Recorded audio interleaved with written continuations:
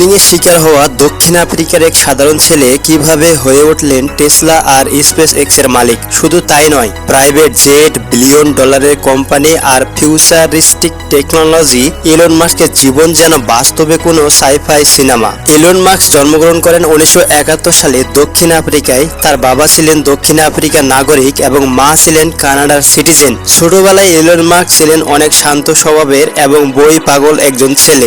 School জীবনে তিনি প্রায় বুলিং এর শিকার হতেন।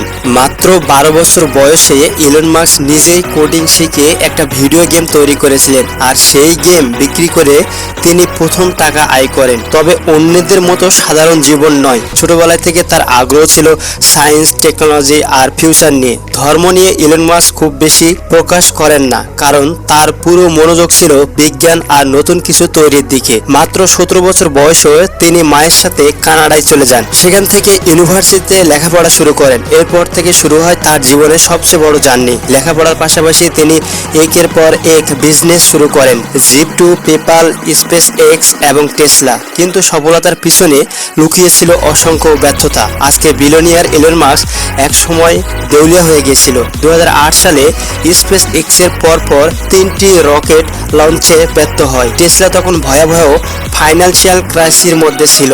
আর এর পরপরই আসে সেই মুহূর্ত।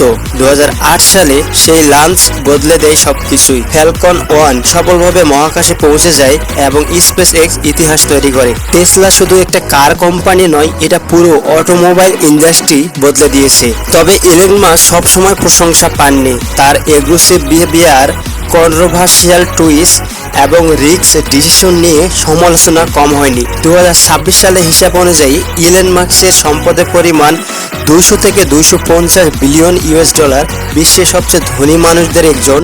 ইলন মাস্কের গাড়ি কালেকশনে বিভিন্ন লাক্সারি কার রয়েছে, Tesla Model S, Tesla Cybertruck, McLaren F1, Porsche 911, Lotus Esprit. তবে ইলন মাস্ক এখনও ম্যানুয়ালি টেসলা গাড়ি ব্যবহার করেন। প্রাইভেট জেট একটি ব্যবহার করেন, গালফ স্ট্রিম G650 ER, দাম প্রায় ৭৪ মিলিয়ন ইউএসডিরও বেশি। এই জেট দিয়ে লং ডিস্টেন্সে ট্রাভেল করা খুব দ্রুত করা যায়। ইলন মাস্ক শুধু পৃথিবী বদলাতে চান না, তিনি চান মানুষ একদিন মঙ্গল গ্রহে বসবাস করুক। কেউ তাকে জিনিয়াস বলে, আবার কেউ বলে ডেঞ্জারাস ড্রামার। কিন্তু একটা বিষয় নিশ্চিত, ইলন মাস্ক পৃথিবী বদলে দিয়েছেন। ইলন মাস্ক শুধু একজন বিজনেসম্যান নয়, তিনি মডার্ন টেকনোলজির যুগে সবচেয়ে আলোচিত একজন মানুষ। কিন্তু আজ যাকে পৃথিবীর অন্যতম সফল বিলিয়নিয়ার হিসেবে দেখা হয়, তার জার্নি মোটেই সহজ ছিল না। একটা বিষয় নিশ্চিত, ইলন মাস্ক প্রযুক্তি ভবিষ্যৎ বদলে দিয়েছে।